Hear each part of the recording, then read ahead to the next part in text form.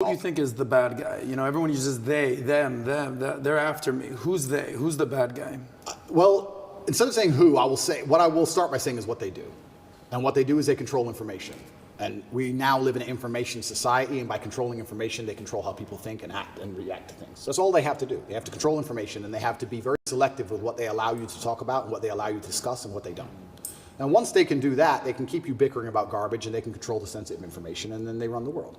So having all the information controlled and having this hard barrier on what can be discussed, that's how they can purport absolute fallacies. I think now it's been a couple years, we can probably talk about it.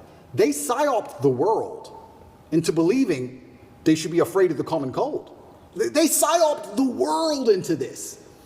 And if you think about how difficult that would be to do, how difficult would it be to psyop the entire population of Earth? Well, what you do is you just lie on repeat, and you don't allow anyone to say anything counter to it without hurting them the same way I've been hurt. And you just psyop them. It's actually amazing because now I use that exact same psyop on people. I love it. I love it. So when I sit with someone who's not matrix-minded, when I sit with someone who is matrix-minded, like when the BBC walked in here, I'm like, do you all have your vaccinations? Social distancing. Did you actually? 100%. Social distancing, please. And they look at me like I'm crazy. Well, how am I crazy? 2 years ago, you were telling me to do this. Now when I repeat your own worldview to you, I'm crazy. Well, if I'm crazy, guess what? You're a fucking liar because you lied the whole time. So either you're a liar or I'm not. You know, how can I be nuts? Put your fucking mask on. If I ever talk to any of these clowns again, they're going to be fully masked up. And I refuse. I don't care if you've had 2 booster jabs. No, I want all 6. All 6 injections. I want paperwork. Or get fucked. You're not coming in the house. Get fucked. I'm scared of COVID. It's dangerous. I believe the mainstream media. I'm scared. This word you keep using, PSYOP, I've never heard this word. It's short for psychological operations? Correct. Break that down. What exactly is a PSYOP? Yeah, a PSYOP is the matrix as a whole. It's like psychological operations are constant. They constantly decide how they want you to think and what they can do to make you believe that, right? And there's a whole bunch of them they do. But it starts with tolerance. That's what I don't like about this whole guise of tolerance. It's not that I'm an intolerant person. It's not that I'm a bad person. It's not that I want to hurt other people. But when they keep pushing tolerance, what they're trying to say is have no standards or barriers or parameters for anything. That's what they want. You have to be tolerant. Tolerant of what? Tolerant of having your shop set on fire, tolerant of your kids being taught things you don't want, tolerant of crime, tolerant of your house being broken into. Like, tolerant of what? You're not allowed any hard barrier or any hard parameters as a man anymore. That's why they push tolerance. That's the beginning of it. That's the first stage. Once you accept absolute tolerance, well then it's the end, isn't it? I'm tolerant of everything. I'll eat the bugs. Sure. You'll tolerate everything. I'll tolerate everything. I'm tolerant. Sure. So when I say things like I'm intolerant of certain things and people think that's bad, no, you need to have standards and parameters. And that's one of the reasons they also attack me. I say that men should be allowed to have standards and parameters in a relationship and in their lives. We should be allowed to decide who we want to marry, and we should have standards for her. They have standards for us. We should allow ourselves to have standards for her. We should have standards in what we'll accept from a government and standards in what we'll accept from a police force. We should have standards as men. But they're trying to erode all of that, because once that's gone, then your brain is completely empty. And then once your brain's empty, they can just plug in the slave program, and then it's over, right? You're a tolerant person. You're a tolerant person. Good. You're a good slave. Slaves are exceptionally tolerant. So the shirt you wear is what? Escape the slave mind? Resist the slave mind. Resist the slave mind. What does that mean exactly? It's a better word, resist. Resist. Right? But I want to do this before we get into, because we got 5 hours, guys. We got plenty of time to get into a lot of different topics. So one, I do want to talk about BBC, the handling of the interview. I want to get your thoughts on it. I know there's been reactions, but I want to go a little bit deeper into it because I want to compare how your start with the interview with BBC started versus Philip Schofield versus Musk. I got all the first questions. We'll cover that. I want to talk about media. I want to talk about your evolution of your faith, atheist, Christian, Muslim, and then some of the things that's going on with politics right now. You know, maybe a little bit of Romania, you know, Trump. We'll cover what you're talking about with different things. It's funny you're saying monopoly on power. If you abuse it, now YouTube's turning around and saying, hey, you can talk about the election. We're no longer going to give the strike. So that doesn't work forever. First thing I want to talk about, I think the audience would like to know, for you and Tristan, 92 days in the dungeon, you know, you're in jail, your experience in there, we keep hearing about it, we read about it, but what was it like for you guys being in there? So I'll start by saying, and I have to make this clear, that the staff in the jail were exceptionally nice to me. They were very apologetic. The vibe was apologetic. Nobody was really treating me like a criminal. There were a few guys who were icy cold, I guess you could call them. They like to think of themselves as professional, but they were just inhuman. But over time, they warmed up, and I was exceptionally nice also to all the staff. Jail was terrible. I'm going to start by saying jail was terrible, and I was miserable inside of the jail cell. It's a good thing depression isn't real, because I would have been depressed. But I think in life that you get what you give, and I wanted to feel happier, so I tried my very best to make people happy. So when the old lady would bring me my food, I would sit and say, oh, this is the best food I've ever had. I've never had food this good. Did you cook this? I thought yesterday was the best, but you managed to surpass it again. How'd you do it? What's the magic ingredient? And I ended up making friends with them. Like I had grandmas in there, the old ladies cooking the food. And by trying to make people happy and smile all the time, I started to feel a lot happier. But it's kind of scary. And I think the scariest thing about jail was the uncertainty of it all. If they would have said to me, you're in jail for 92 days, or even 5 years, you got 5 years, cool, I do my time. But when you're nabbed and thrown in a cell without charge, you're like, well, how long, is this my life? Is this it now? Is this the end of the story? I'm just in this cell. And I was picked up on 29th of December. I went through this quick court case. Like I said, I'm inside of the jurisdiction of Romania, so I have to be very careful with what I say because the case is ongoing and we're in Romania and I can't leave Romania. But obviously Romanian court is in Romanian by law. So you're marched into this room, everyone speaks a language you don't understand for 15 minutes, and then you're marched off to jail. You're like, what even happened? What even happened to me? And they said, oh, here's the paper that explains it. I was like, that's in Romanian. And they said, oh, don't worry, you'll get a translation to English by law. I was like, okay, that's fine. But because I was picked up on the 29th of December and there was New Year's Eve and holidays, it was 2 weeks before I even knew why I was in jail. 2 solid weeks I'm in jail. No one told me in English why I'm in jail. I had no idea what the charge. Can they do that? By law, you get it on the piece of paper in English, but it's translation, it's holiday, we need to find a translator, there's a delay. And you speak zero Romanian? Zero. So they said, oh yeah, human trafficking. I'm like, what do you mean human trafficking? Who? When? What? What is this? Took 2 weeks before I finally got a piece of paper, and then I realized what garbage it truly was. I mean, I knew it was garbage, but I was like, this is complete garbage. Yeah. So, yeah, I have endless stories from jail. It was certainly... I don't think jail teaches you much new. What it does is confirm everything you already know. It confirms everything you know about the reality of the outside world, that you need to be physically strong so that you're not attacked by others, and mentally strong so you're not attacked by yourself. You learn who's on your side and who isn't. You learn who's a coward and who's not. You learn who's an opportunist and who isn't. Your circle, you certainly learn a lot about the people around you when you go to a jail cell, that's for sure. But I remember it was New Year's Eve. When I was first picked up on the 29th of December, I was very sure I'd be out in 24 hours. I was like, there's no way they're going to keep me. For what? Like, this doesn't make sense. So finally New Year's Eve rolls around, and I'm sitting in the jail cell by myself. And in Romanian jail, you don't leave the room. It's not like an American jail where there's a yard or anything. You're stuck in the room. It's 3 by 4, and that's your existence. You just stay in the room. Are you by yourself? 24 or are you with hours Tristan? a day. At the beginning, I was by myself. And you're stuck in this room, and I'm sitting there. It's New Year's Eve, and there's a very faint speaker, maybe way down the hallway. The guards must have been having a little party for New Year's Eve. And there's this awful song. It's called the Ketchup song. I don't know if you know what it is. I don't want to sing it, but it goes, hey, hey, of course. That super annoying song. And I'm sitting there, and I know it's New Year's Eve because the fireworks start going off. And I'm looking out my tiny window, and I can just hear in the very long distance from the end of the hallway, hey, hey. And I'm sitting there looking out the window like, this can't be it. This can't be the end of my life. Even the cockroaches all over the walls didn't celebrate. There was maybe 15 cockroaches on the walls, right? And when it struck 12 and the fireworks went off, I kind of like, well, who's my friends in here? The cockroaches. I looked at them, even they didn't move. I was like, well, that's New Year's. It's funny because before that, a couple days before that, me and Tristan were discussing, do we want to do New Year's in Dubai? Do we want to go Courchevel? Shall we go Miami? We're all arguing, oh, that will be boring. Now that's too far. We had all these grandeur plans. Oh, finally we decided to go to Dubai. We were in Czech Republic at the time, and we decided to go to Dubai, and I said, let's stop in Romania so I can repack a suitcase. So that's it. That's the only reason. That's the only reason. So jet left Prague, landed in Romania. My jet was still on the runway. Came here overnight to pack a suitcase, spent the night, spoke to Greta with the pizza box, and it's 5 a.m. they got me before I flew back to Dubai. So that was my The infamous Greta pizza box situation. Greta pizza box. How much you think there's anything linked to Greta? Is there anything, because the timing of it, Yeah, I don't think she specifically said that. Of course. But there are certainly people within the Matrix machine that you can't attack without catching flack for. There's certainly protected people. It's absolutely and utterly a club, and you're either in the club or you're outside of the club. She's certainly in the club, right? So if you say certain things about certain people, or you get a beef with X amount of people, or you discredit a certain person, they're going to try very hard to teach you a lesson for doing that. And you can see very clearly who's in the club and who isn't by the Philip Schofield situation. This is a man who has groomed boys and had sex with them, but he's in the club. All of the media headlines after 2 days are, let's have compassion, feel sorry for him, his mother's upset.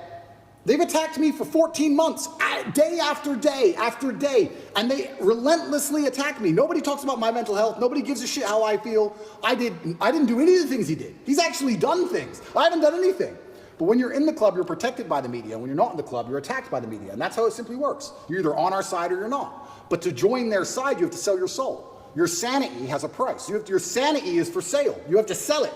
You have to come along with your sanity, take out your mind and say, here you go. Take my sanity. I'll take 35 million. Yes, that is a woman. Yes, protect me. It's insane. And the reason these people join these clubs is because they know they're doing bad things and they feel that they need protection.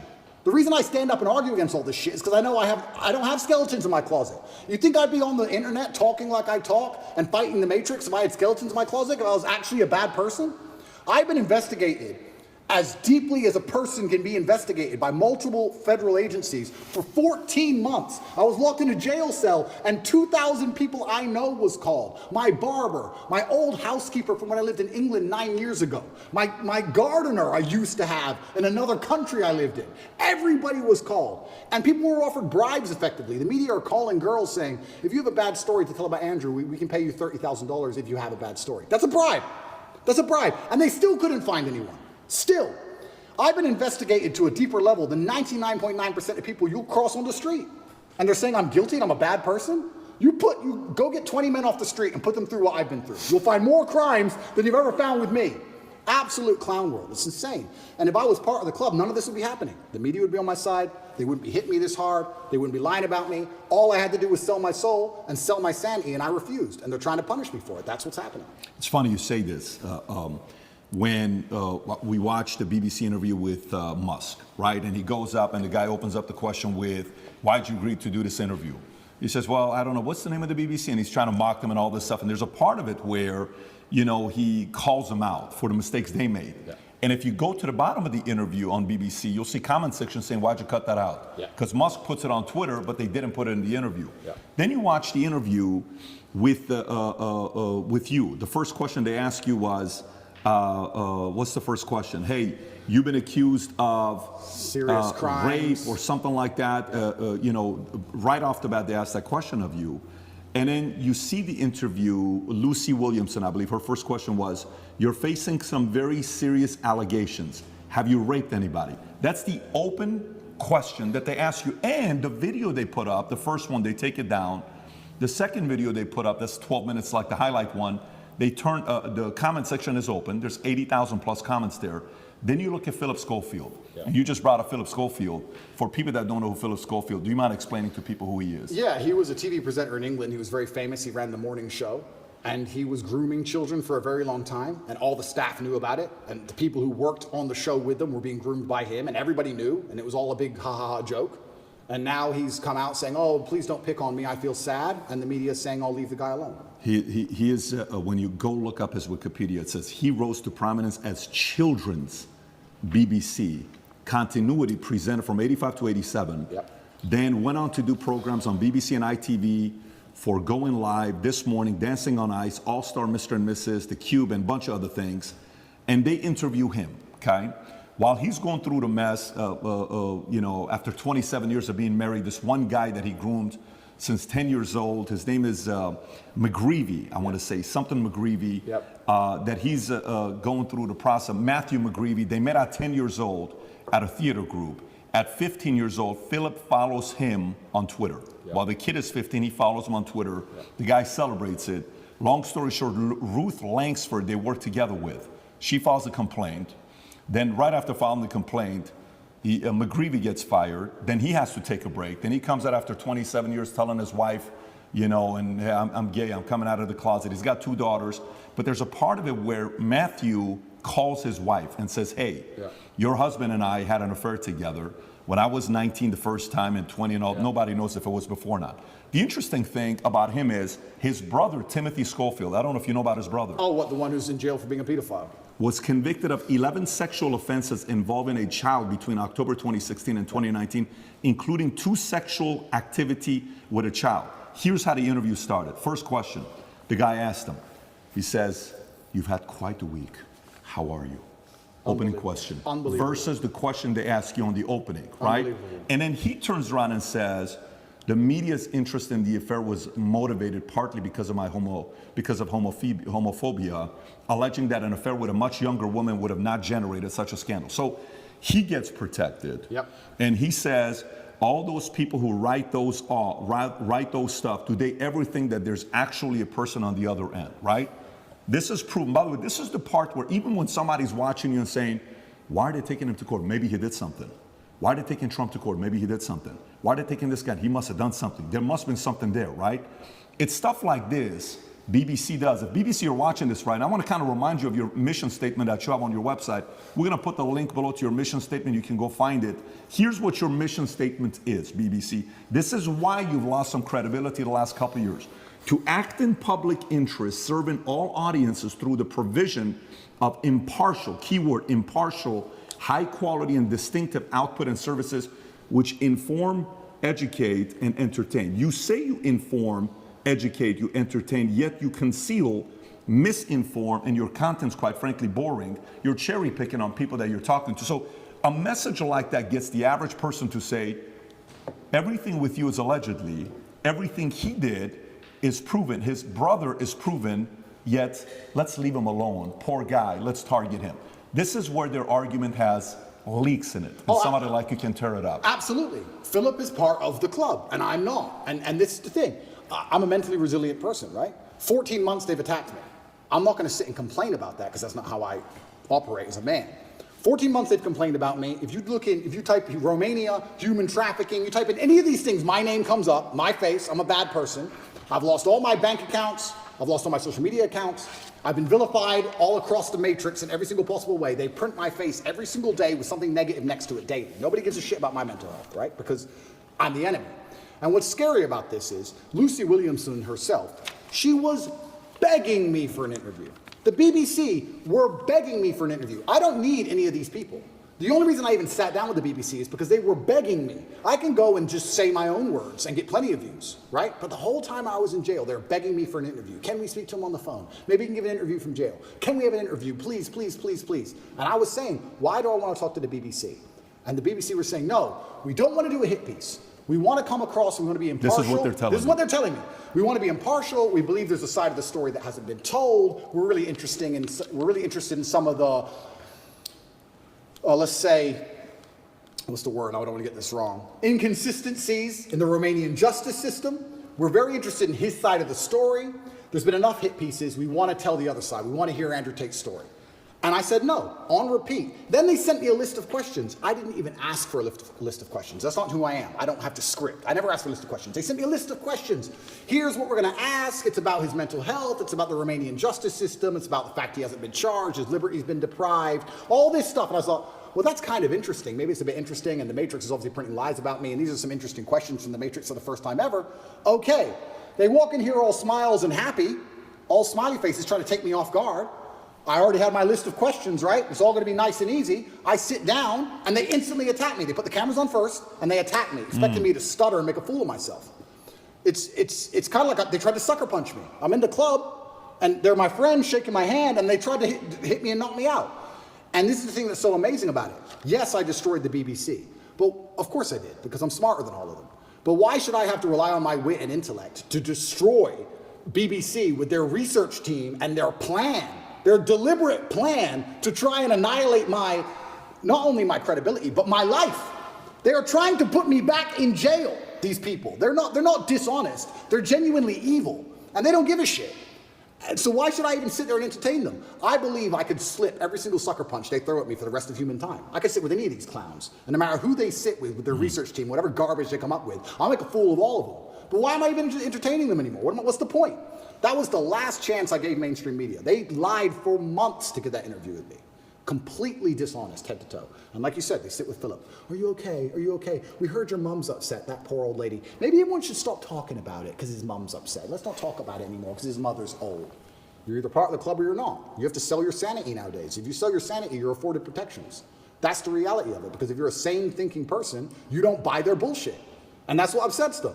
They don't want anybody who thinks for themselves. They need you to they want you to believe exactly what's on the television screen.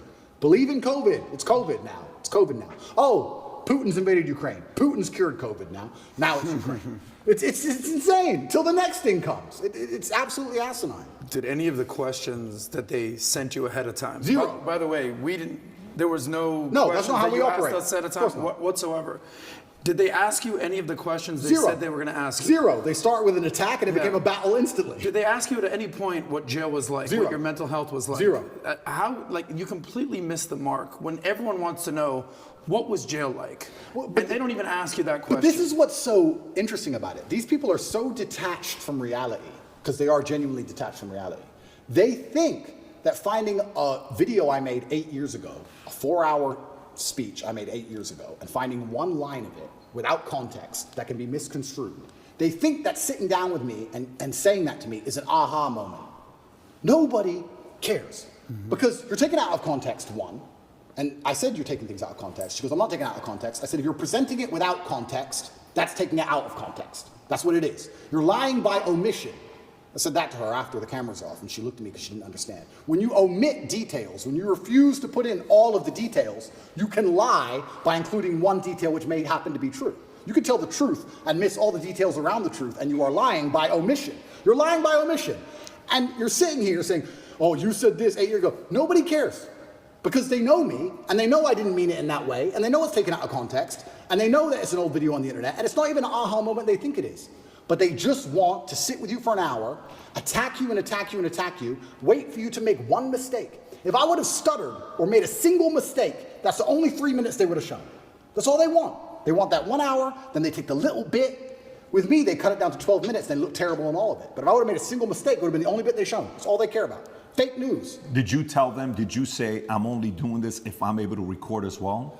I said Because that. I know that's what happened with Trump as well a couple of years ago. I didn't even tell them, I just recorded it. Okay, so they didn't know you were They recording. didn't know I was recording until afterwards, and then I said, that was dishonest, I'm gonna release the whole video. You told them before you released it. I told them. There is no contract or agreement with BBC. No. Nothing was signed. It was just simply an interview. Okay.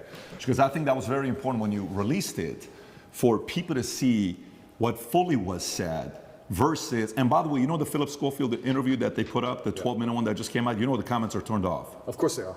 The comments are turned off. Yours are turned on. His is turned off. Of course. And who knows many reasons why they would do that. But going back to BBC. So, okay, they come, they want to ask the questions of you. For some of the people that maybe aren't following the story closely, but they know who you are. We're in the car, we're driving, and a lot of people are asking questions. We ask the drivers, like, hey, are you going to Tate's place? How do you know we're going to Tate's place? And he says, well, who's Tate? Oh, Andrew Tate. Oh, tell us about Andrew Tate. Well, this is, okay. What kind of a guy is he? He said, I actually really like him. I said, why do you think he's going through what he's going through right now? Oh, it's always because of money. Okay, so we're at a different restaurant. So tell us, why are you going through this? Why is he going? Everybody's saying a similar thing about this, right? But for those who don't know, there's 3 different camps. Yeah. The camp that already sees you guilty, it doesn't matter what they read. So for example, this story here, from BBC came out just last night, 10:30. Andrew Tate choked me until I passed out, UK woman claims, right? This is Alice, another anonymous name, just like Sophie, right? Yeah. But there's 3 camps. There's those that say, well, look, I'm already thinking he's guilty. I don't like him anyways. I need anything to get me to think he's guilty. Yeah. Whatever it takes. I don't have to do my own due diligence. I just have to hear anything. Then there's the camp that's a diehard fan. There's nothing you can do that they did wrong. In their eyes, it's going to be wrong. Then you have the people in the middle that are the reasonable ones, that are saying, you know what, let me look at this. Yeah. What about this? What about that? The people in the middle may say the following question. They may say, and I may have asked this question from you last time as well. They may say, Andrew, okay, if this guy is so innocent, how can they get you to go to the dungeon for 92 days? How can they put you on house arrest? How can they do all this stuff? Yeah. If you're somebody that was born in the U.S., You lived in UK. How come somebody else isn't coming to bail you out? You got different lawyers. How is it that they can keep doing this to you if you're not guilty? What do you say to those people? Yeah, and once again, I have to be careful what I say because of the court case, but Romania has a law, or the law in Romania is basically, if you can prove to a judge that it might have happened, they're allowed to hold you up to 6 months during the investigation stage. If I was guilty of anything, I would have been charged long ago. And we're going to talk about charges soon because I still believe they're going to attempt to charge me. But we're now approaching the end of the 6 months they can keep me under a form of arrest for without charge. Typically in Romania, when I was first arrested, the guard said, within 2 weeks, you'll have your indictment. I was like, 2 weeks? He goes, yeah, everyone gets charged quickly. Nobody waits 6 months for a charge. If they arrest you, they charge you, like every other country, right? The fact they've waited 6 months and gone into my entire life and attempted to find something shows they don't have a case. Why I believe it happened is because they didn't have a case when they were trying to hit me with this garbage, and they thought, you know what? If we put him all over the news, if we slander his name completely, there was a hotline set up. If you're a girl who's been hurt by Andrew Tate, call this number in the UK. A hotline. So they were attempting to use the media to find what they wanted. Months go by, months go by, months go by, case file's empty, nothing's happening. My lawyer's saying, when are we gonna close this case file? Like, yeah, we're just waiting for some papers, we're gonna close it, we're gonna close it, we're gonna close it. Around the time I was canceled, things started appearing in the case file again. They start spying on me again. Very interesting that it happened around that time. I don't know if they understood that I wasn't protected by the political class of the USA. I don't know what happened. They started to build this case, and they spied on me for all of these months, spending millions of euros, spying on me everywhere I went, trying to find evidence of a crime. Eventually, they get to the end of their legal limit to spy on me, and they don't have any crime. They don't have anything. So in my current court case, we have 2 Americans who lied, the ones who we have the conversations between them saying they're going to get an Oscar for lying to the police. We have the CCTV of them coming and going. We have their Uber records showing they can travel the country freely. We have their phone calls with their mother where they're saying, yeah, he didn't hurt me, and my boyfriend caught me. We have all of it. We have all the evidence. We have those 2, and then there's nobody else who could possibly even take the stand. I don't believe, as high level as this Matrix attack is, I still don't believe a Romanian judge is going to put me in jail with the dossiers. I've seen it. It's garbage. I don't think I'm going to end up in jail. But it's just taking years of my life, damaging my influence, having bad things to say about me, keeping me under control, keeping me locked in a house. That's all they want to do. They have no interest in the truth. There's no victims. There's no one to take the stand. Do you know who Sophie is or Alice is or no? Yeah, so the BBC, Ali? That's really interesting. So then the BBC says, well, we found victims, because the BBC have done enough investigative journalism to understand that the case is garbage and there's no victims. So they said, well, we found victims. They found one called Sophie first. That was a few months ago. I think I was still in jail when Sophie appeared. Is that her real name? No, that's her fake name. So they have a girl with a fake name called Sophie. They don't show her face. They ask me, what do you think about Sophie? How can I comment on Sophie when Sophie isn't real? Firstly, you've made her up. Secondly, I don't know who you're talking about. You're saying that 9 years ago, I was emotionally controlling? That is the most subjective garbage accusation. What does that mean? 9 years ago, I said you shouldn't party with those guys in the club. Is that what I said? I don't know what I said. I don't know who she is, if she exists at all. And they're saying 9 years ago, you were emotionally controlling. Sophie said so. Who's Sophie? We're not telling you. What's emotionally controlling mean? We're not telling you. What comment do you want me to? If this person even exists, which they don't, then I destroy the BBC, make it very clear to them that Sophie doesn't exist, on repeat, because she doesn't. And 2 days later, Alice appears. What's interesting about this is that DCAUT, the federal agency inside of Romania, along with help from international partners, have tried so hard, spending millions of euros with federal level tools to find a victim so they can put me in jail. And they can't find anyone. But the BBC just pulls them up whatever they want. The BBC does. Where do these people come from? And I say this every single time. If anybody believes they've been wronged, male or female, by me, go to the police. Go to the police. I encourage you to go to the police. All these people say, we don't want to go to the police. We just want to stay on the news. What, is that because you're not real? Is that why? That's pretty convenient. I mean, I thought I was a bad person. Why don't you go to the cops? Oh, because you have no evidence and it doesn't exist? That's why. Are all these accusers in the UK, not even in Romania? Not even in Romania. So Sophie and Alice are supposedly both from the UK. And Alice's story is... To correct, it's not Alice. I said Alice, it's Evie. Evie or Evie or something like that. E-V-I-E. It's all made up names. It's all made up names. Yes. So Evie, we could call whatever name we want. But yeah, Evie is saying 13 years ago I choked her or something. Yeah. By the way, when is the 6-month time limit? End of this month. Okay. And can we reference the tweet you just posted a couple days ago? I want to stay on this. She Sure. was commenting on Evie. You were going to say something about Evie what she said 10. So she's claiming 10 years ago or 13 years ago, you guys had the consensual sex the first time. She comes back for the second time around. According to the story, she says she was being, your hand was on her throat, strangled me. She was passed out for a minute. And then she came back and she said, I did not approve of the second time having sex after she was passed out. So these stories they're making, you know, and then she says, the guy asked a question saying, how come you didn't do any police report back then? She says, well, because it's not fully rape and it's not that, because it was consensual. I kind of wanted to be there. And I didn't tell anybody about it 6 years later. There's way too many things that doesn't give it credibility for somebody to say, I didn't do anything about it then, but 6 years later, I told my friends, 3 or 6 years later. Yeah. And this is the thing that's scary. If you say to any red-blooded male, 13 years ago, you had sex with a woman consensually and she's now unhappy about how that sex happened. You can get, any man on earth can get screwed with that. If this person exists at all. And like you said, she refused to go to the police if she exists. And she's saying it was consensual. I think last night they aired it on Newsnight, and she literally, they said, why are you coming forward now? And I think this actor, the person literally said, because now he's rich and famous. They literally said those words. That's what they said. Oh, because now he's rich and famous, I think it's unfair. It's asinine. I don't understand genuinely how a man can protect himself in the Western world anymore. How can you even exist anymore? If this is what they're going to hit you with as soon as you get to a certain level of influence, there's no man on earth who's safe from this. I said this to my judges. I had a few male judges. I said, they could do this to you.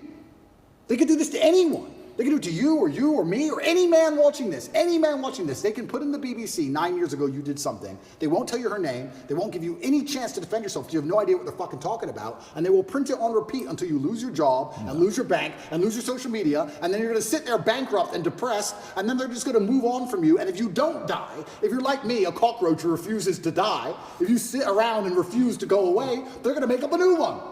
It's crazy. And it's genuinely scary. And you're not safe from it anywhere anymore.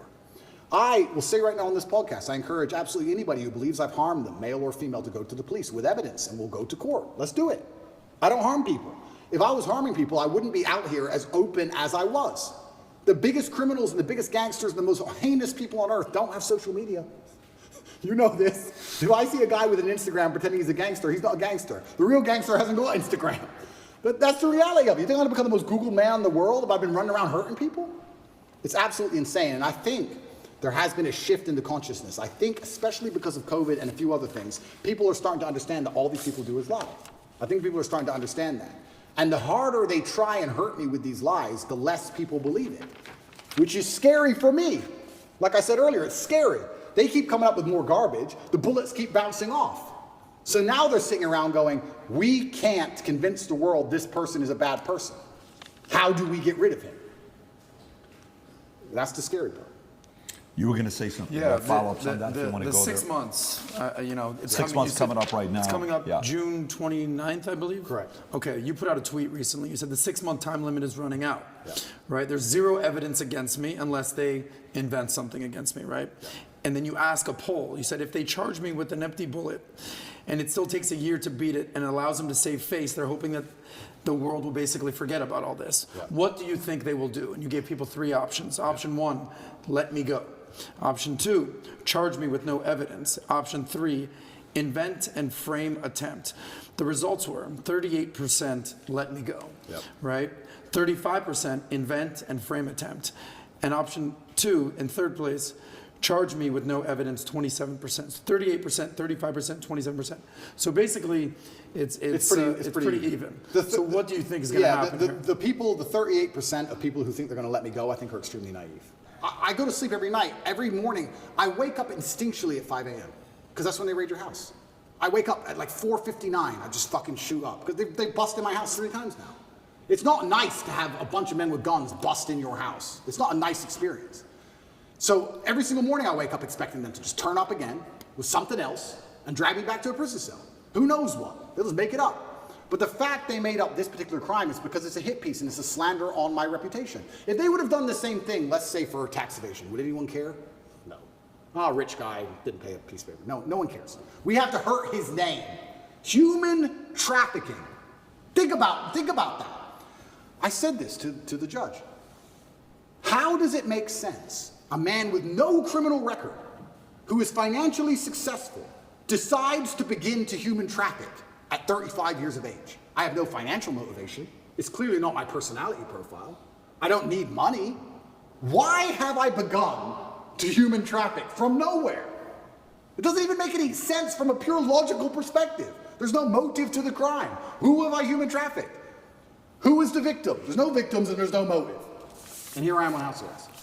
It's insane. So yeah, it's genuinely intimidating. I don't know what's going to happen next. I believe they're going to try and charge me with the garbage they have. And I think what they're trying to do is just hang it over my head and keep me afraid.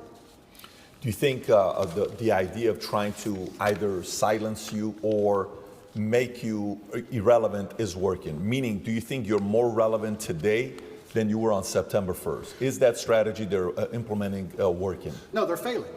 And the reason they're failing is because God's put me in a position where I have to lead from the front. I think that in the days of old, when politics used to mean something, I believe in politics as long as the leader of the country charges on his horse at the enemy at the front. Then you're allowed to be king. Then I'll listen to your laws. That's politics. When you send other people's kids to die in a war and you sit on your ass, that's not politics to me. But now I'm in a position where I'm spearheading, by God's plan, the rights of basically every man on earth. They could do this to anybody. So I think any man with a brain who's thinking is looking at my position and going, they could hit me or my friends or my son or my dad the same way they're hitting this guy. And that builds a degree of affinity amongst my audience. So no, they failed. They failed and they made a hero out of me, which is what I'm actually scared of. I am scared by the incompetence of my enemy. I am scared by the fact that they are failing so monumentally. If they had been half successful with the cancellation, none of this would have happened. If the cancellation made me an obscure internet personality, it'd be over. If I would have just allowed them to beat me, none of this would have happened. But I beat them. And that's the problem. Now I'm sitting here going, okay, well, after I beat the BBC, after I destroyed the BBC, Tristan gave me a high five. He's like, oh, you wrecked them. They're going to look so stupid. I said, bro, we've sunk the HMS Hood. HMS Hood in World War II, HMS Hood was the British battleship. It was the flagship of the Royal Navy. And the Royal Navy was obviously renowned. It has been for hundreds of years. It was the best battleship. And it was up against German battlecruiser, the Bismarck. And the Hood should have outgunned the Bismarck. And it was the best German ship against the best British ship. By absolute fluke, the Bismarck, on its first volley or second volley, landed a shell perfectly through the top of the Hood and blew up the ammo magazine. And like in the first shot, within minutes, destroyed the entire HMS Hood. Killed like, I think it was like 3,000 people, 2 survivors. You can find the video on YouTube, the Hood blow into pieces. When Churchill found out the Hood was sunk, he said, sink the Bismarck, don't care what it costs. He sent every ship, every plane, every sub diverted from every other mission. Doesn't care if we lose every plane we have, don't care if we lose the RAF. We cannot lose the Hood without him losing the Bismarck. Sink the Bismarck. When the Bismarck sunk the Hood, all of the crew were celebrating, except the captain. The captain updated his will. He updated his will and telegraphed home to his wife and said goodbye, because he knew. When I destroyed the BBC, my brother was celebrating, I knew. I said, Tristan, no. You don't beat the British Broadcasting Corporation and make fools of them like this without some new bullshit. We sunk the Hood. And he's like, oh, we'll see. Oh, who's this? Evie? Evie. I fucking knew it. I'm winning too well. I'm scared by the incompetence of these clowns. But I don't know what else I'm supposed to do. Am I supposed to lose? I'm genuinely looking for guidance here. Am I supposed to roll over and fucking lose? When they're lying about me and slandering my name and trying to put me back in a fucking dungeon? Back with the cockroaches? All I could do is protest my innocence, but they're such idiots. I make them look so stupid, and then there's egos involved. You think Lucy Williamson hasn't been called into a meeting room with some BBC producer saying, you made a fool of us? Yes, she has. There's egos involved. Big businessmen with business interests have ego investment in hurting me now. And I keep winning. So I don't know. I'm in a very precarious scenario. Do I continue to win? Do I let them win a bit? Do I just roll over and shut up? What am I supposed to do? I don't know what the right move is. It's difficult. You sincerely don't know what the right move is. I sincerely have decided that the best thing I can do is stay true to my faith and stay true to God and tell the truth and fight. The right move for me, I believe, is to fight and fight to the end, because I think that suicide is always the wrong option. I believe if you're put in a bad position, the best thing you should possibly do is fight to the best of your ability, which is what I'm going to do. However, if I was looking at it purely logically without any kind of ideological motivations, perhaps if I would have shut up when they wanted me to, I wouldn't be in this scenario. But that's just not who I am. You know, Alexander the Great didn't have to keep conquering. Genghis Khan didn't need to take Vienna. He could have just chilled. He kept going. So I feel like when I'm in a position where I don't know what I'm supposed to do, the best thing I can do is just look to God and tell the truth. And that's what I'm doing. I want to ask you one more question regarding human trafficking, because this is a heinous charge, or Absolutely. allegedly. I mean, Absolutely. this is not lightweight stuff. You famously ran a webcam business. Correct. Perfectly legal. Nothing wrong with that. I mean, I can't tell you how many women are doing OnlyFans these days. Webcam business. How much of a reason was that a correlation for the human trafficking, the sex trafficking, the webcam business?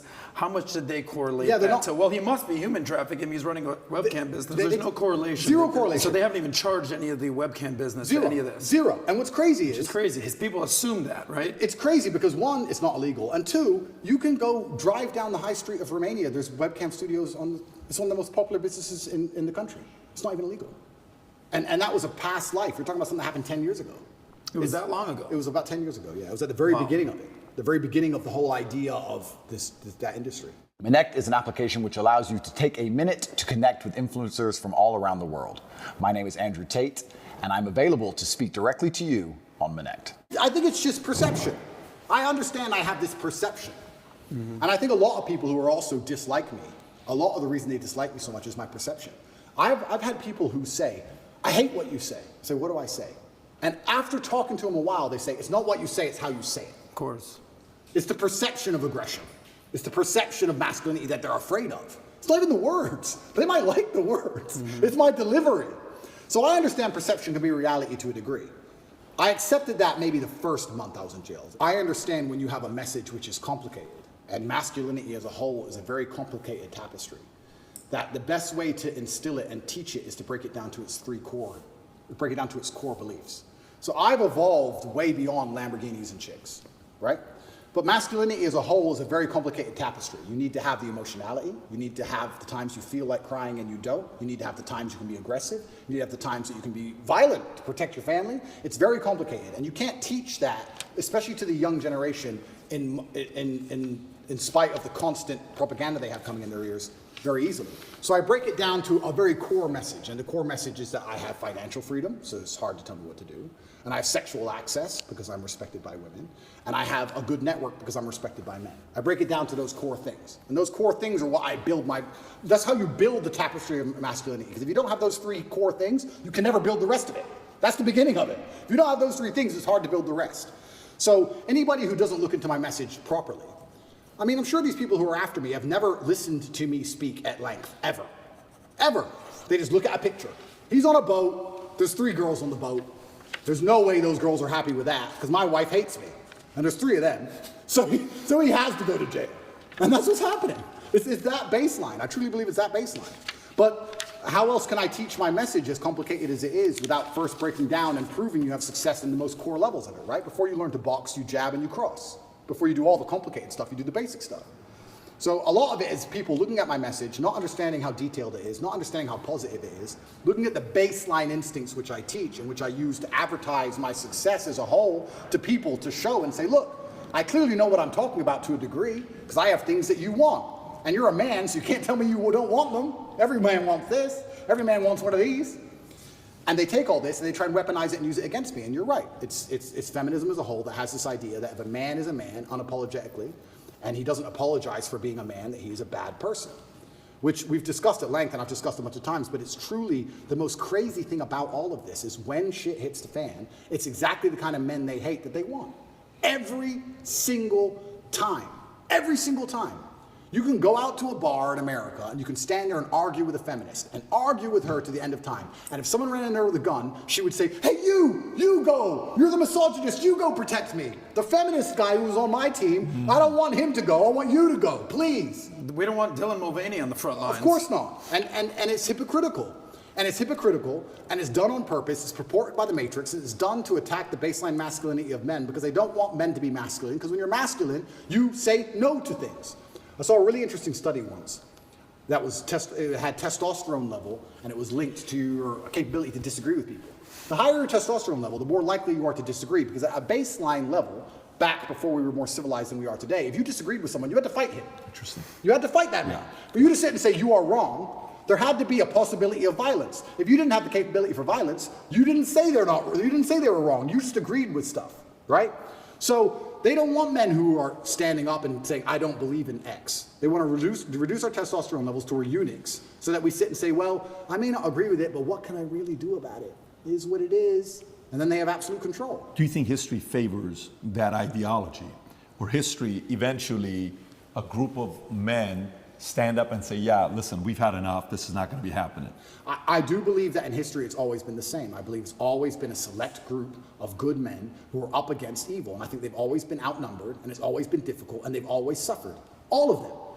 When I was in jail, the amount of letters I got from people, and it was just names of, and I'm not comparing myself to these people. This is the letters I got of Nelson Mandela, Martin Luther King, Malcolm X, Muhammad Ali, everyone who was unjustly imprisoned. Everyone's gone to jail. Because when you stand up for something, they end up trying to put you in jail. When you're a good person trying to do good, the evil, the matrix as a whole, is going to try and throw you in jail. That's what they do. That's the punishment for it. And history's always been the same. It's always been a small group of outgunned people who stand up, who are, to the detriment of themselves, too principled to allow injustice and evil to thrive. And they stand up and they're outgunned and they're outnumbered, but they're like, no, I have to tell the truth. If you play a video game and you're the good guy, when you get to the boss at the end, he has more life than you. He has more hit points and he moves faster and he's a cheater. He cheats. He cheats. The bad guy cheats. But you still win because you're good. And that's how the battle's always been. I would love for the world to be another way, but I don't think it's ever been that way. I think if you find any time in history, it's always been the same story. And now I'm in the position where, like I said earlier, what am I supposed to do? Do I have a life path in which I can genuinely help people? And do I have a life path in which I can genuinely do some damage to the evil to the world? Or am I just going to disappear like a coward and let them lie about me and do my time and shut up and delete my Twitter account and just go away? You know how sometimes, like, I've been in sales for quite a while. If a guy who doesn't have any responsibilities and he's single, he has a $30,000 month, boom, he's going to Vegas, having a good time. Yeah. And then he doesn't work as hard until he runs out of his 30,000. 3 months later, I got to go make the 30,000 again. Oh my God, panic, I got to pay my bills. I'm behind on the phone. Yeah. Let me buy this watch and make 40 grand. I'm going out again. So it's very inconsistent, right? And then as you're in sales longer, you're like, okay, the profile of somebody that's going to be more consistent is not a single guy.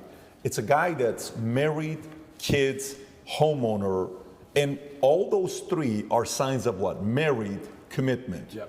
Homeowner, commitment, responsibility. Kids, commitment, responsibility. Yep. Last time we didn't talk about your kids. Yep. At this point, I think it's public, video, your daughter running to me, give daddy a kiss, all this stuff. Everybody knows at this point. Yep.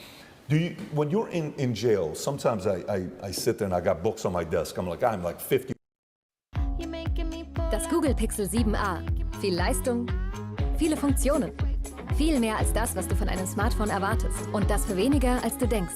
Hol dir ein Smartphone aus der Google Pixel 7 Serie und sichere dir eine Fitbit Charge 5 als Geschenk.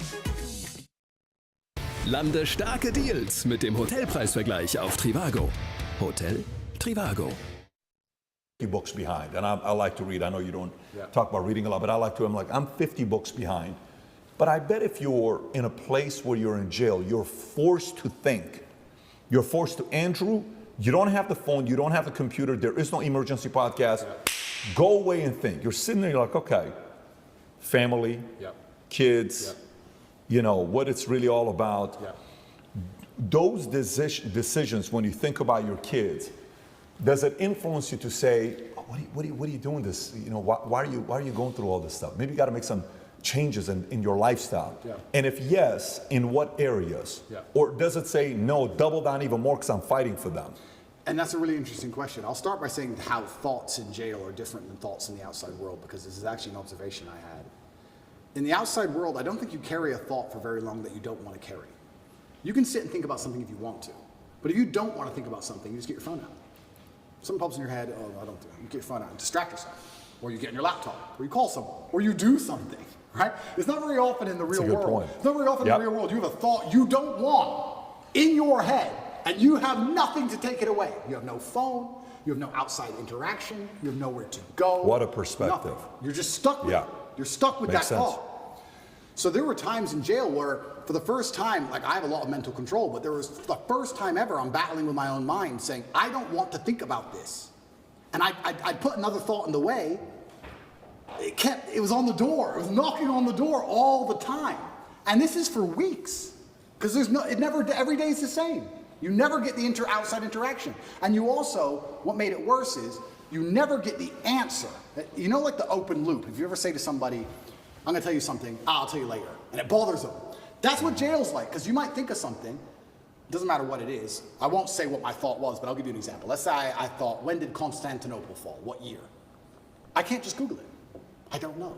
So it's stuck in your head, right? So if you have this negative thought, you don't know the answer. Normally in life, when you want to know something, you find out. But in jail, you don't. So you're like, I don't know. You got this in your head and you're like, I can't get this out of my head. So when you have a negative thought, especially if there's an open loop to it, you need to know something or you want to know something. You can't get it out of your mind. I would sit there for hours just meditating, trying to just keep the door closed on negative thoughts. It's really difficult. It's a really strange experience.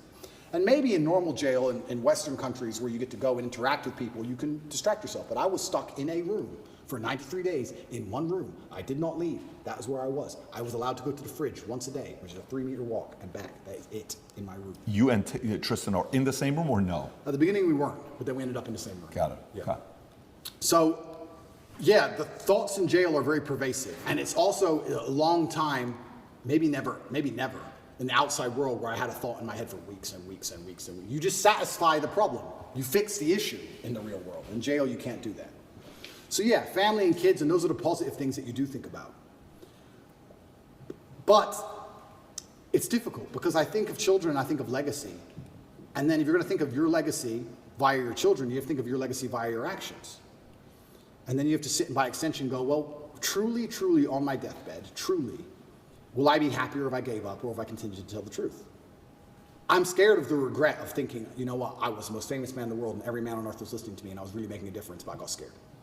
I don't think I can live with that. I don't think I can live as a coward. I'd feel like a pussy. I just feel like a wimp. And sometimes inside of men, that's all it takes for us to do the most stupid things there is. The idea of feeling like a coward. A man will run into a burning building to not be a coward. If the firefighter, they go, there's children in there, and the whole building's on fire. It's like, well, I can't be a coward. Oh, fuck it. And you'll risk your life. It's something that's built inside of us, honor and pride. It's something that should be. It's what they're trying to take away from us. But it's what used to be built inside of men. And I just feel like I can't give up. I know what I'm doing is good. I know what I'm teaching is good. I know that people don't like it, but I know I'm not teaching anything that's bad. And yeah, I want my children to be happy, but I have daughters too. And how do you make sure that your daughters are secure and have a good future? Well, I think you do that by building good men. How else do you do it? My daughter is mine now, but she won't be mine forever. She's going to marry somebody. I like the idea of her marrying a good man with honor and principle, a man like me. I don't want to marry some idiot. So they call me a misogynist and I'm anti-woman. I'm pro-woman. The best way you can improve the lives of women is make men, better at being men. Because when a man is a good man, he's good for all of society, including women. He's good for everyone around him when he's good at being a man. So I feel like I'm helping them as well by extension. And it's difficult. And yeah, I can't say with honesty that I strongly considered giving up. It never crossed my mind. It was there for a second, do I need to do this?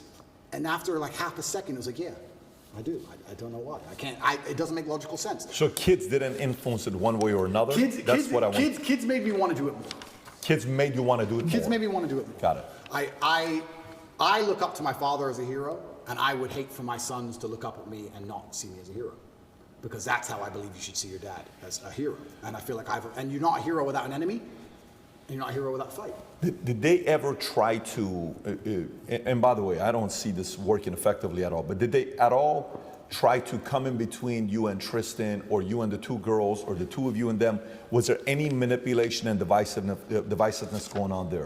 What about these stories that came out that you've got cancer and lung cancer, and then you were poisoned, and these matrix attacks? Yeah, so are you planting these stories? Are they making these things up? No, so the cancer thing is interesting, because by Romanian law, every 30 days to extend the arrest, there has to be new information. They can't extend the arrest based on the previous information. So they put together all this garbage case and arrested me for 30 days.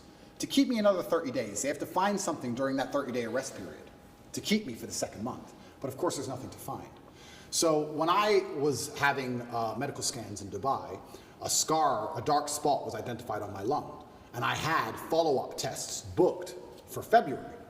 So when After the first 30 days, I called up my PA and she said, "Are you coming to Dubai?" I said, "Well, yeah, if they let me go at the end of these 30 days, I'll come to Dubai for my medical tests." They took that conversation and shown it and used it in court, saying I'm trying to flee the country and trying to escape the judicial system as motivation for the second month's arrest. And the judge agreed and locked me in jail because I said that I would go to a medical appointment if I was free. And they used that as proof I'm trying to run because they had nothing else. And the judge agreed it for some reason and kept me in jail. Then everything in Romania leaks. So it leaked that I had this medical thing in Dubai, I had a problem with my lungs. And then there's a hospital here, and I decided to go to the hospital here and have it looked at, because although I was not concerned, I thought, you know what, although it's difficult to do procedures in jail, I have time for once in my life. So I decided to go to the hospital here in Romania, and Romania does have some private healthcare, which is actually very high quality. It's not as poor as people think it is. And I went to a private hospital, and I knew it wasn't cancer. I knew it wasn't. I sat down with the doctor and said, "We're really concerned about this dark spot in your lung." I said, "It's not cancer." He said, "How do you know?" I said, "That's just not my life path. It's not my story." You told him that? Yeah. The doctor was like, "Okay, but we have to investigate." I said, "We can investigate, but it's just not my story. It's not cancer. I have 0%. When BBC came, did you have guys like watching every move they were making? You had to almost feel like one-on-one, right? Somebody's watching everything they're doing. Everything. You have to do it, right? You can't be, you have to be overly paranoid and skeptical with these If they guys. want to hear about, Ricky Tang's crime lord, if they want to hear more about the crime syndicate in Hong Kong, I can tell them all about it because Carter and Lee is going to get it under control. I mean, this is the thing. This is actually a really interesting point, which I'll go into before I finish the lung story. So I went to the doctors here. In Romania, everything leaks. It leaked out to the press. I had this mark on my lungs. I was supposed to go to Dubai. They denied me going to Dubai. They said that's enough reason to hold me and keep me in jail, which is absolutely insane, all because I also had a phone call to some idiot. Of children, I think of legacy. I found him when he's good at being a man. For a second. The divisiveness going on there. What about these stories that came out that you've got Tests booked for February. I'd go to a medical appointment if I was free. And they used that as proof I'm trying to run because they had nothing else. And the judge agreed. Or if they want to hear more about we're really concerned about this dark spot in your lung. I said, "It's not cancer." He said, "How do you know?" I said, "That's just not my life path. It's not my story." You told him that? Yeah. The doctor was like, "Okay, but we have to investigate." I said, "We can investigate, but it's just not my story. It's not cancer. I have 0%. When BBC came, did you have guys like watching every move they were making? You had to almost feel like one-on-one, right? Somebody's watching everything they're doing. Everything. You have to do it, right? You can't be, you have to be overly paranoid and skeptical with these If they guys. want to hear about, Ricky Tang's crime lord, if they want to hear more about the crime syndicate in Hong Kong, I can tell them all about it because Carter and Lee is going to get it under control. I mean, this is the thing. This is actually a really interesting point, which I'll go into before I finish the lung story. So I went to the doctors here. In Romania, everything leaks. It leaked out to the press. I had this mark on my lungs. I was supposed to go to Dubai. They denied me going to Dubai. They said that's enough reason to hold me and keep me in jail, which is absolutely insane, all because I also had a phone call about a medical procedure. It's crazy. But they were always going to keep me anyway and find some reason. I went there. I had a bronchioscopy. Have you ever had one of them? Bro. I wouldn't call it painful, but it's certainly horrible. So they put a camera in your lung. So it's down your throat, but it's in your lung. It's not down your throat, it's into the airway. So you're trying to vomit and you're trying to cough, and you can barely do either, and they're moving this camera around inside. It's extremely unpleasant. It sucks. I had it 3 years ago in Dallas for the whole allergy thing. Did you have a bronchioscopy? Yeah, they had to knock you out. It's terrible. Yeah. You've had the Yeah, same procedure. absolutely. Were you awake or asleep? No, they gave me anesthesia, so I was asleep. Oh, bro, here. What were you? I was awake, Yeah. wide awake.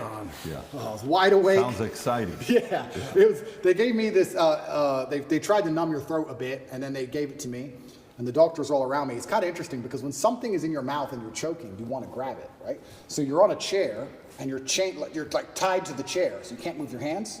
So you're like tied to the chair, and you're like this, and they put this thing down your throat, this camera, and you're trying to vomit, and you're trying to cough, but they can't move the camera when you're coughing.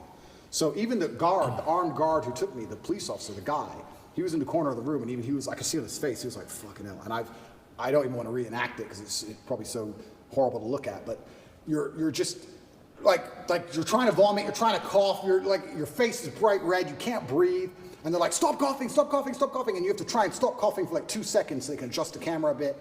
It's the worst 20 minutes of my life. It was horrible. They finish that and they go, "Okay, well, the good news is there's precisely 0 smoking damage on your lungs, and your lungs are perfect, but the lesion, whatever it is on the outside of your lungs. It's not the inside of your lungs. We couldn't see anything." So I completed that procedure, went back to jail. That was a nice evening. Horrible. Anyone who has a bronchioscopy, yeah, go to sleep. Don't stay awake. Horrible. Then they said we have to find it. We have to get a biopsy from the outside of your lungs. So we have to put a needle through your back, a needle like this long, through your back, through your rib cage, to your lung, a CT guided biopsy it's called, and take a piece of it and then pull the needle back out and then do a biopsy on the piece. Now, they're like, this is an operation. Do you want to have it while you're in jail? Because the bronchioscopy wasn't much to recover from. I had a really sore throat, whatever. But this is an operation. Do you want to have it while you're in jail? And I was like, well, why not? I'm in jail. I have time. I can't recover, but I have time. So I went for my CT guided biopsy. They put you on your front. They show you the needle. It's like this long. And then they stick it in you, and then they scan you with the biopsy, and they try and see where the mark is, and they adjust the needle, and they scan it. It's like 30 minutes of them shoving this needle in you, trying to get to the right point. And eventually they did the biopsy, and they said, yeah, it's benign. It's some lesion I might have had from when I had pneumonia when I was a kid or something. It's benign. And I said, I told you, I knew that cancer wasn't my life path. I knew it wasn't. But obviously rumors spread like wildfire. Wildfire. Everybody in the States. Especially because I smoke. Tate's got Especially because I smoke all the time. Right. But it was actually very refreshing to hear. I have zero smoking damage in my lungs. Zero. I was like, there's zero? I mean, I'll accept a little bit. I'll take a little bit. But I think it's because I train every single day. I work out every single day. I train hard every single day. And I think, you burn it off. A couple cigars here and there are not a big deal. It's not cigarettes. I think cigars are better than cigarettes. I also believe nicotine is a super drug, so I'm not going to stop. I think nicotine and caffeine. A super drug? 100%. What does that mean? Nicotine and caffeine are what I run on. 100, that's all I run on. Coffee's for closers, bro. Tell him. I'm the only one that drinks coffee between the two of us. Oh, really? By the way, you know who talked about nicotine? Tucker Carlson talked about nicotine, right? Have you seen that when he talks about nicotine, where he starts his day off with nicotine? Fire, 100%. Fire blood. I have about 10 to 15 cups of coffee a day and 2 or 3 cigars a day, and I only eat once a day. And it's funny because people look at 10 to 15 cups of coffee a day minimum. Wow. But you don't do drugs. Zero drugs. You'll have a sip of alcohol every once in a while. I used to. I haven't had alcohol in 9 months. I've quit. But you're running on caffeine and nicotine. It's funny because people look at my physique when I put pictures up and they're like, what's your meal plan? I'm like, bro, cigars, coffee. Coffee and cigars. Coffee and cigars. I eat once a day. What time? I eat dinner only. That's it? Only eat dinner and 18. So you do intermittent fasting for 18 hours? What? Yeah. And 80 to 90% of my calories are meat. That's it. I'll just have like 3 steaks for dinner. Now, how much of that is genetics? How much is that like? I'm not sure if it's genetics, but that's just how I feel best. I feel best when, if I smoke and drink coffee all the time, I feel hungry, which motivates me, and I feel energetic. It's energetic hungry. That's how I like to feel when I'm working. I want to be hungry. If I eat, I'm tired. Life's too good if I eat. I'm in my mansion, I've just eaten. She's beautiful, I'm going to bed. No, but if I don't, yeah, but if I don't eat, I'm like, maybe I wouldn't say angry, but I like to have that tinge of irritableness. Does that make sense? I don't know. Maybe I sound crazy. It's how I get things done. It's how I get life done. It's just how 12 cups of coffee a day, 3 cigars, and you eat once a day. That's right, yeah. And you train every day. I train every day, yeah. And it's working. Working for you. It's how I feel best. I don't know if you wrote a book on Tate's diet, if that book would do well. Well, this is interesting because I had a blood test when I was in hospital for all these things, and my testosterone level, I'm not going to pretend to be an expert on male hormones because I'm not. I don't understand them. I don't know what measurement it's in, but it was between 9 and 27 is the testosterone level, the mark. It can be between 9 and 27, the normal range. I've never taken a steroid in my life. I don't inject anything. I don't take any pills, nothing. And I was 32. I was above the normal scale, and I'm 36 years old. It's supposed to be going down. So whatever I'm doing, I'm sticking to it. What was your diet and your regimen while in jail? There was no coffee? I had coffee and cigarettes. Don't worry, bro. I had those. Really? I spent my commissary money on coffee and cigarettes. I had coffee and cigarettes and 1 meal a day, same. So there was commissary money? Yeah, so we had... Who gave you that? Yeah, so a friend of mine put money on my account. So I was a rich guy in jail, because in Romanian jail, most people haven't got money, right? I was rich. I was rich.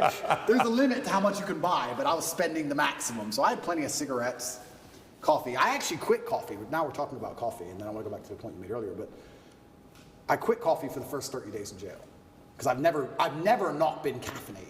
My experience of life is caffeinated. I'm a caffeinated human, right? If I'm awake, it's caffeine. So I'm like, I don't need energy now. I'm in jail. So I quit caffeine and all coffee for 30 days to see if there's any tangible benefits, and I can confirm to the world that there are none. Zero. I did not sleep any better. I did not go to sleep any easier. I did not dream anymore. Nothing, absolutely nothing good happened, except I was tired all day. It was garbage. I was like, give me my coffee back. I went back to my 15 cups of coffee a day. Reaffirmed your wild coffee. to have that much coffee. The last time I drank coffee, I was 25. We have one friend. Literally. We have one friend that drinks almost as much Mario coffee. drinks Mario. as much as Shout you. out to And by the way, Mario. everybody around me loves coffee, Yeah. including my 11-year-old son, Tico. Him and his mom got into an argument the other day because she didn't want to take him to Starbucks.